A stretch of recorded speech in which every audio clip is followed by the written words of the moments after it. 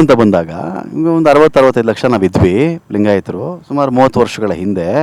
ಈ ವರದಿ ಪ್ರಕಾರ ಹೋದರೆ ಒಂದು 5 ಲಕ್ಷ ಜಾಸ್ತಿ ಜನ ಸೇರಿಸಿದ್ದಾರೆ.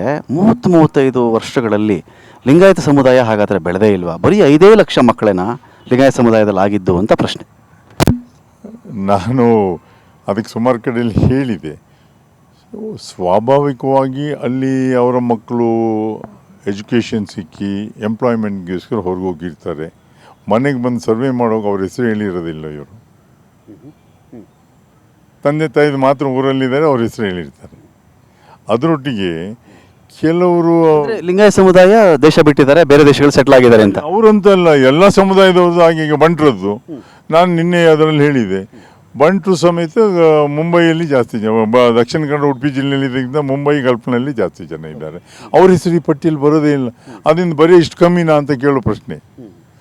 ಮತ್ತು ಅಲ್ಲಿಯೇ ಅವರಲ್ಲೇ ಅನುಮಾನ ಶುರುವಾಗಿದೆ ಈಗ. ಏನಂದರೆ ಬಣಿಜಿಗ, ಸಾದರು ಮತ್ತು ಗಾಣಿಗ, ಲಿಂಗಾಯತ ಗಾಣಿಗ, ಅವರು ಲಿಂಗಾಯತ ಅಂತ ಹಾಕಿದೆ. ನಾವು ಹಿಂದೂ ಗಾಣಿಗ, ಹಿಂದೂ ಬಣಿಜಿಗ ಅಂತ ಹಾಕಿದ್ದಾರೆ, ಹಿಂದೂ ಸಾದರ ಅಂತ ಹಾಕಿದ್ರಿಂದ ಉದ್ದೇಶ ಇಷ್ಟೇ.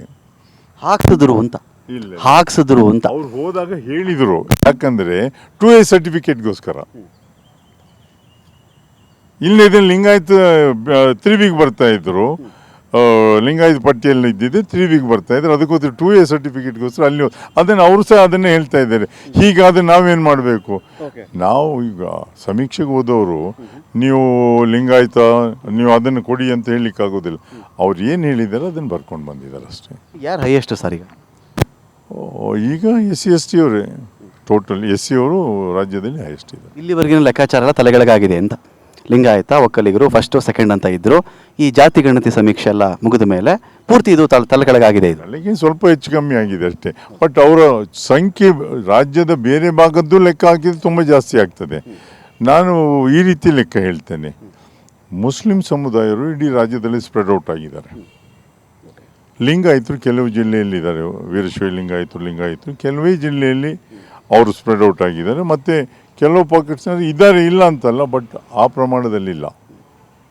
ಮೀಸಲಾತಿಗೆ ನಿಮ್ಮ ರೆಕಮೆಂಡೇಶನ್ಸ್ ಇದೆಯಾ ಇದರಲ್ಲಿ, ಈ ಸರ್ವೆ ಪ್ರಕಾರ? ಹೌದು, ನಾವು ಕೊಟ್ಟಿದ್ದೇವೆ. ಅದಕ್ಕೆ ವೇಟೇಜ್ ಕೊಟ್ಟು ಅವರು ಯಾವ ಪ್ರವರ್ಗಕ್ಕೆ ಹೋಗ್ಬೇಕನ್ನುವಂಥದ್ದು ಅದನ್ನು ಕೊಟ್ಟಿದ್ದೇವೆ ನಾವೆಲ್ಲ. ನಿಮ್ಮ ದತ್ತಾಂಶಗಳನ್ನೇ ಅಧ್ಯಯನ ಮಾಡೋಕೆ ಒಂದು ಕಮಿಟಿ ಮಾಡಬೇಕು ಅಂತ ತೀರ್ಮಾನ ಆದರೂ ಆಶ್ಚರ್ಯ ಇಲ್ಲ ಅಂತಾರೆ. ನಿಮ್ಮ ದತ್ತಾಂಶಗಳ ಆಧಾರದ ಮೇಲೆ ಅದರದ್ದು ರೆಫರ್ ಮಾಡೋಕ್ಕೆ, ಪರಿಶೀಲಿಸೋಕ್ಕೆ ಒಂದು ಕಮಿಟಿ ಬೇಕು ಅಂತ. ನಮ್ಮದು ಜವಾಬ್ದಾರಿ ಒಂದು ವರದಿಯನ್ನು ಸರ್ಕಾರ ಕೊಡುವಂಥದ್ದು. ಈಗ ಕ್ಯಾಬಿನೆಟ್ನಲ್ಲಿ ಚರ್ಚೆ ಆಗ್ತದೆ, ಅವ್ರು ತೀರ್ಮಾನ ಮಾಡಿಕೊಡ್ತಾರೆ. ನಿಮ್ಗೆ ಪೂರ್ತಿ ತೃಪ್ತಿ ಇದೆ ಜಯಪ್ರಕಾಶ್ ಹೆಗಡೆ ಅವರಿಗೆ? ಹೌದು, ನಾವು ಮಾಡಿದ ಕೆಲಸದಲ್ಲಿ ನಮ್ಗೆ ತೃಪ್ತಿ ಇದೆ. ಯಾಕಂದರೆ ಅಷ್ಟು we have taken abundant precaution. ಯಾವುದೇ ಉಪಜಾತಿನ ಬೇರೆ ಕಡೆ ಹೋಗಲಿಕ್ಕೆ ಬಿಡದೆ ಹುಡುಕಿ ಅಲ್ಲಿ ಅವರವರ ಜಾತಿಯ ಕೆಳಗೆ ಉಪಜಾತಿಯಲ್ಲಿ ಹಾಕ್ಕೊಂಡಿದ್ದೇವೆ. ಮತ್ತು ಕೆಲವೆಲ್ಲ ಎರಡೆರಡು ಕಡೆ ಇದ್ದಿದ್ದನ್ನು ಒಂದು ಕಡೆ ತೆಗೆದು ಪ್ರಯತ್ನ ಮಾಡಿದೆ. ಅದರಿಂದ ಯಾವುದೇ ಜಾತಿ ಫೇವರಿಸಮ್ ನಡೆದಿಲ್ವಾ ಸರ್? ಖಂಡಿತ ಇಲ್ಲ. ಇದನ್ನು ಡಸ್ಟ್ಬಿನ್ಗೆ ಹಾಕಬೇಕು ಅಂದರು ವಿಜಯೇಂದ್ರ. ಡಸ್ಟ್ಬಿನ್ಗೆ ಹಾಕ್ಬೇಕು ಈ ವರದಿನ. ನಾನು ಅವರು ಏನು ಮಾಹಿತಿ ಇಲ್ಲದೆ, ಯಾಕಂದರೆ ಅದನ್ನು ಓದಿದರೆ ಅವರು ಅದನ್ನು ಡಸ್ಟ್ಬಿನ್ಗೆ ಹಾಕ್ಲಿಕ್ಕೆ ಹೇಳ್ತಾ ಇರಲಿಲ್ಲ. ಯಾಕಂದರೆ ಆ ಸರ್ಕಾರ ಇದ್ದಾಗಲೇ ನಮ್ಮನ್ನು ಅಪಾಯಿಂಟ್ ಮಾಡಿದ್ದು. ಮತ್ತು ಹೆಚ್ಚಿನ ಎಲ್ಲರೂ ಅವತ್ತು BJPಯಲ್ಲಿದ್ದವರು ಮೆಂಬರ್ಸ್ ಆಗಿರೋದು. 40 ದಿನಗಳಲ್ಲಿ ಸಮೀಕ್ಷೆ ಮುಗಿತು ಅಂತಾರೆ ಸರ್. 40 ದಿನ ಸಾಕಾ ನಮ್ಮ ರಾಜ್ಯವನ್ನು? ಹಳ್ಳಿಯಲ್ಲಿ ಒಬ್ಬೊಬ್ಬ ಹಳ್ಳಿ ಮೇಸ್ಟ್ರು ಮನೆಗೆ ಹೋಗ್ಲಿಕ್ಕೆ ಸಾಧ್ಯ ಆಗೋದಿಲ್ವಾ? ಎಲ್ಲರೂ ಸ್ಪ್ರೆಡ್ ಔಟ್ ಆಗಿದ್ದಾರೆ. ಪ್ರತಿ ವಿಲೇಜಿನ ಟೀಚರ್ಸ್ 7 ಜಾತಿ ಎಲ್ಲ ಬರ್ಕೊಂಡು ಕುಲಶಾಸ್ತ್ರೀಯ ಅಧ್ಯಯನವೇ ನಡೆದಿಲ್ಲ ಇದರಲ್ಲಿ. ಕುಲಶಾಸ್ತ್ರೀಯ ಅಧ್ಯಯನ ಇದಕ್ಕೆ ಅಗತ್ಯ ಇಲ್ಲ. ಇದು ಕೇವಲ ಅವರ ಸಾಮಾಜಿಕ ಸ್ಥಿತಿಗತಿ. ಸವಲತ್ತುಗಳ ಆಸೆಗೆ ಯಾವ ಜಾತಿ ಬೇಕಾದ್ರೂ ಹೇಳ್ಕೊಳ್ತಾನೆ, ಇವ್ರು ಹಂಗೆ ಬರ್ಕೊಂಡು ಬಂದ್ರ ಅಂತ. ಹೌದು, ಹಾಗೆ ಬರ್ಕೊಂಡು ಬರ್ತಾರೆ. ಅವರು ತಪ್ಪು ಮಾಡಿದ್ರೆ ಇವ್ರು ಸರಿ ಮಾಡ್ಲಿಕ್ಕೆ ಆಗ್ತದಾ?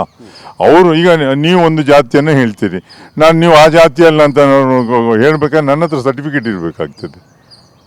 ಕೆಲವರು ಅವ್ರ ಜಾತಿನೇ ಬರೆಸ್ತಿಲ್ಲ ಇದರಲ್ಲಿ. ಅವರೇ 7-8 ಲಕ್ಷ ಜನ ಇದೆ ಟೋಟಲ್ ಆಗಿ. ಇಲ್ಲ, ಹೌದು, 2,30,30,000 ಅವರು ಹೇಳಲಿಕ್ಕೆ ಕೇಳಲಿಲ್ಲ. 1,34,000 ಜನ ಏನು ನನ್ನ ಜಾತಿಯೇ ಗೊತ್ತಿಲ್ಲ ಅಂತ ಹೇಳಿದ್ದಾರೆ. ಮತ್ತೊಂದು 92 ಜನ ಅದನ್ನು ಅದೇ ಥರ ಹೇಳಿದ್ದಾರೆ. ಸಿದ್ದರಾಮಯ್ಯನವ್ರ ಸರ್ಕಾರ ಈ ಒಂದು ಜಾತಿ ಗಣತಿ ಆಧಾರದ ಮೇರೆಗೆ 50% ರಿಸರ್ವೇಷನ್ ಕ್ಯಾಪನ್ನು ಮೀರಿ ಹಿಂದುಳಿದವರಿಗೋ, ತುಳಿತಕ್ಕೊಳಗಾದವ್ರಿಗೋ, ಆರ್ಥಿಕವಾಗಿ ದುರ್ಬಲರಾಗಿರೋರ್ಗೋ ರಿಸರ್ವೇಷನ್ ಕೊಡಿಸ್ತಾರೆ ಅಂತಾರ. ನಾವು ರೆಕಮೆಂಡ್ ಮಾಡಿದ್ದೇವೆ. ಅದು 3A 3Bನೂ ಬಂತು, ಒಕ್ಕಲಿಗರು ಲಿಂಗಾಯತರು ಬಂದರು ಅದರಲ್ಲಿ. ಅವ್ರನ್ನ ಬಿಟ್ಟೇನು ಮಾಡಿಲ್ಲ. Thank you sir, thank you so much. ಇವತ್ತು TV5 ಕನ್ನಡಕ್ಕೆ ಈ ಒಂದು ಜಾತಿ ಗಣತಿ ಅಥವಾ ಶೈಕ್ಷಣಿಕ ಆರ್ಥಿಕ ಸಾಮಾಜಿಕ ಸಮೀಕ್ಷೆಗೆ ಸಂಬಂಧಪಟ್ಟಂತೆ ಸವಿವರವಾಗಿ ಮಾತಾಡಿದ್ವಿ. ಅನೇಕ ಅನುಮಾನಗಳಿಗೆ ನಿಮ್ಮ ಕಡೆಯಿಂದ ಒಂದು ಉತ್ತರ ನಮಗೆ ಸಿಕ್ಕಿದೆ ಅಂತ ಭಾವಿಸ್ತಾ thank you so much sir. ಇದು ಜಯಪ್ರಕಾಶ್ ಹೆಗಡೆ ಅವರು, ಅಂದರೆ ಹಿಂದುಳಿದ ವರ್ಗಗಳ ಆಯೋಗದ ನಿಕಟಪೂರ್ವ ಅಧ್ಯಕ್ಷರು, TV5ಗೆ ಕೊಟ್ಟಂತಹ ವಿಶೇಷ ಒಂದು ಸಂದರ್ಶನ ಇದು. ಅನೇಕ ಪ್ರಶ್ನೆಗಳಿತ್ತು, ಅನೇಕ ಸಮುದಾಯಗಳದ್ದು. ಆ ಒಂದು ಪ್ರಶ್ನೆಗಳಿಗೆ ಸಂಬಂಧಪಟ್ಟಂತೆ ಉತ್ತರ ತೆಗೆದುಕೊಳ್ಳುವ ಪ್ರಯತ್ನವನ್ನು ಮಾಡಿದ್ದೀನಿ.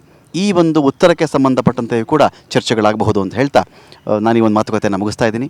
ರಮಾಕಾಂತ್, TV5 ಬೆಂಗಳೂರು.